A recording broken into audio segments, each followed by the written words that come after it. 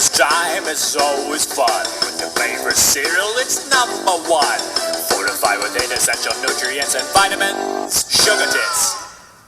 Wow, that's pretty close to how I remember the Sugar Tits jingle going, but the box design just doesn't look right. If we're gonna have a page dedicated to the memory of Sugar Tits cereal, we have to remember exactly what that box looked like. If you remember, upload the box design to the gallery. Hi sports racers, it's Monday, August 7th. Today is the 99th episode of the show. That's when people who count in base 99 call this the 1/0th show. Those guys must be freaking out. We should have a party. If you volunteer to bring something, don't be the dude who always volunteers to bring the plastic forks. Nobody likes that dude. No, paper plates ain't cool either.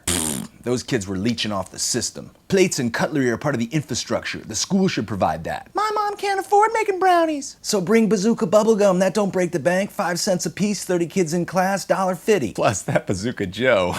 He's always up to something. And if your parents got the dough, show it off. Put the little M&Ms in the cookies. Bring a bunch of full-size Mars bars. And if you bring fruit, I'm gonna kick your ass. And don't let the teachers get all communist on you. Class, everybody should share. It should all be equal. Bitch, how much do you get paid? Let's start there. Your parents paid taxes on those ho-hos. If you want to give 2 to Brett Lamont because he picks you first in dodgeball, you go right ahead. And screw that kid with an accent, he cheats at pencil break. Always using that round pencil. Everybody knows a round pencil has more tensile strength. Shit, if there's 30 kids in class, I bring 29 boxes of Raisinets. That way I can exercise my personal ideologies. Something from the comments! Corporate Cheap writes, Zay, how would you feel if I touched you unappropriately? Unappropriately? I don't know what that word means. But before I decide whether it's cool for you to touch me, I want to know a little bit more about you. Luckily, you have a link to your MySpace page. The fact that your profile is private makes me think you're a man of intrigue. It says here your name's Darth Revan, not Corporate Cheap. The more layers I peel from this onion, the more interested I become. Dude, I'm way too baked to drive to the devil's house. Question mark. It says here you're 17 and lists your address as Sith Imperial City, Sith Training Grounds, Tunisia. And it's pretty clear you're serious.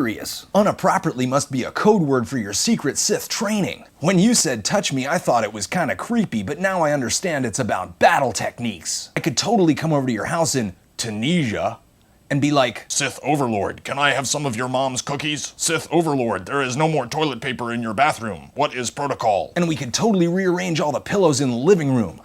Parents are so lame. Personally, when I want to touch unappropriately, I hang out at 501st.com. There's tons of people who live in Tunisia there. I don't even think you need to be secretive anymore. It looks like the rebellion's already started. Hard Charged wrote, Friday's show pretty much walked the Democratic Party line. The Democrats have a party line? When the fuck did that happen? You must mean the show where I talked about the Senate finding out that there was so much tax evasion by the super rich that they weren't able to handle it anymore. While at the same time the government is cutting their auditing staff. Now I know the government's doing just fine with cash, and I also know that our tax structure is pretty screwed up. But regardless of how you wish taxes operated, a law's a law. And even while you're working on changing a law, you should enforce the ones that are in place. This is Zefrank thinking so you don't have to.